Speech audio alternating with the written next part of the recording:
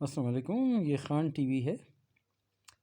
آج ہے 9 اپریل 2023۔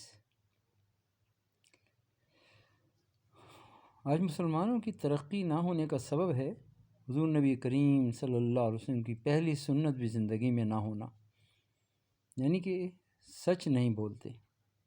جب تک ہم حضور نبی کریم صلی اللہ علیہ وسلم کی پہلی سنت کو اپنی زندگی میں لے کر نہیں آئیں گے تو باقی سنتیں کیسے ہماری زندگی میں آئیں گی؟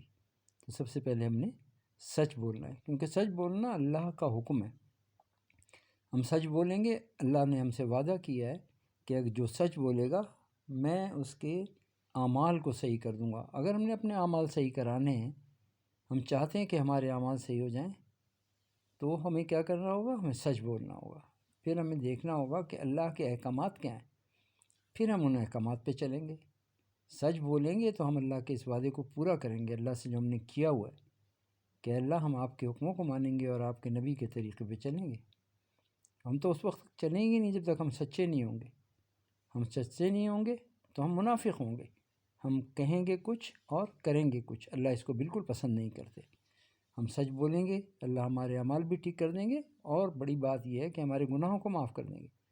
اگر ہمارے اعمال صحیح ہو گئے، ہمارے گناہ معاف ہو گئے، اس کا مطلب اللہ ہم سے راضی ہو گئے اور پھر جنت کا راستہ آسان ہو گیا۔ یہ ہے اہدنا الصراط المستقیم۔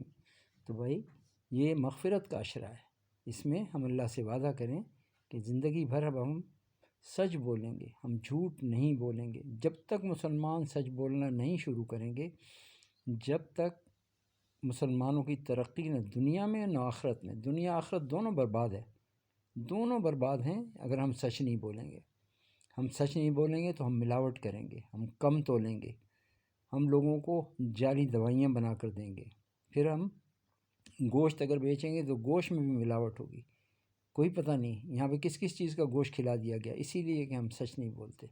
تو بھئی ہم وعدہ کریں، حالانکہ زیادہ تر قوم جو ہے کم از کم 99% میں تو سمجھتا ہوں اچھے لوگ ہیں، ان میں 1% لوگ جو ہیں ان کی وجہ سے ساری خرابی ہے۔ تو اگر ہم سچ بولنے کا ارادہ کر لیں، کیونکہ ہم نے دین کو سمجھا نہیں، دین تو سچائی کا نام ہے، دین تو تابعداری کا نام ہے، دین تو فرما برداری کا نام ہے، دین تو اللہ کے احکامات کو جاننا اور ان پہ عمل کرنے کا نام ہے، دین تو حضور نبی کریم صلی اللہ علیہ وسلم کے طریقوں کو جاننا کا نام ہے۔ آج میں کتنے لوگوں سے پوچھتا ہوں دن میں کہ بھئی حضور صلی اللہ علیہ وسلم نے تو ہمیں دین سکھایا، ہمیں کتنا دین آتا ہے؟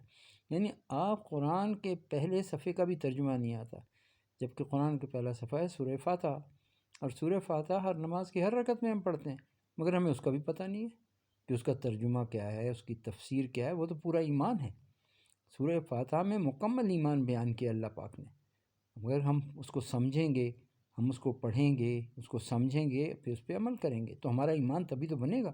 اب ہمیں پتہ ہی نہیں ایمان ہے کیا، تو پھر ہم ایمان کیسے بنائیں گے اپنا؟ جی ایک چیز کا علم ہی نہیں ہے ہمیں، تو پہلے ہم کم از کم سورہ فاتحہ کو ہمیں ترجمہ اور تفسیر سب پتہ ہونی چاہیے۔ وہ جو آدمی سورہ فاتحہ کو سمجھ لے گا اور اس پہ عمل کرے گا، وہ شرک سے بچ جائے گا، وہ کبھی شرک نہیں کرے گا زندگی میں، وہ تو پھر اللہ کی عبادت کرے گا، اللہ ہی سے مانگے گا۔ ان دو چیزوں میں شرک ہوتا ہے، ایک اللہ کے علاوہ کسی اور کی عبادت کرنا، یہ شرک ہے، ایک اللہ کے علاوہ کسی اور سے مانگنا، یہ شرک ہے۔ یہ دو ہی شرک ہیں بڑے۔ تو ان شرک سے ہم بچیں گے کب؟ جب ہم ایمان کو سیکھیں گے۔ ہم ایمان کو سیکھیں گے تو پھر ہماری زبانوں پہ اللہ کا ذکر ہوگا، پھر ہم اللہ کو اپنا رب تسلیم کریں گے، پھر ہم اللہ کے احکامات کو مانیں گے، ہم دنیا کے انسانوں کے آگے نہیں جھکیں گے، صرف ایک اکیلے اللہ کے آگے جھکیں گے، اسی کی عبادت کریں گے، اسی سے مانگیں گے، اور ہمارا یہ یقین بن جائے گا کہ دنیا اور آخرت کی کامیابی اللہ کے ہاتھ میں ہے۔ آج جتنے بھی لوگ دنیا میں دنیا والوں سے مانگتے ہیں، انسانوں سے مانگتے ہیں، وہ اس لیے مانگتے ہیں ان کا یقین یہ نہیں ہے کہ ہمیں پالنے والا اللہ ہے، حالانکہ انہیں نظر آ رہا ہے ہم دنیا میں جب آئے تو ماں کے پاس ہمارا رزق موجود تھا۔ تو یہ کسی دنیا کے انسان نے نہیں کیا، کسی سائنسدان نے نہیں کیا، یہ کسی فلاسفر نے نہیں کیا، یہ کسی عالم نے نہیں کیا، یہ تو اللہ نے رزق کا وعدہ کیا ہے اور وہ ہر جاندار کو رزق دے رہا ہے۔ زندگی، موت، دکھ، بیماری، اچھی اور بری تقدیر اور رزق اور شادی اور اولاد، یہ سب اللہ کے ہاتھ میں ہے، انسانوں کے ہاتھ میں نہیں ہے۔ یہ ہمارا یقین ہونا چاہیے۔ اچھی اور بری تقدیر اللہ کے ہاتھ میں ہے، انسانوں کے پیچھے بھاگنے سے کچھ حاصل نہیں۔ اپنے اللہ کی عبادت کرو، اپنے اللہ سے مانگو، اور سب سے پہلی شرط ہے سچ بولنا۔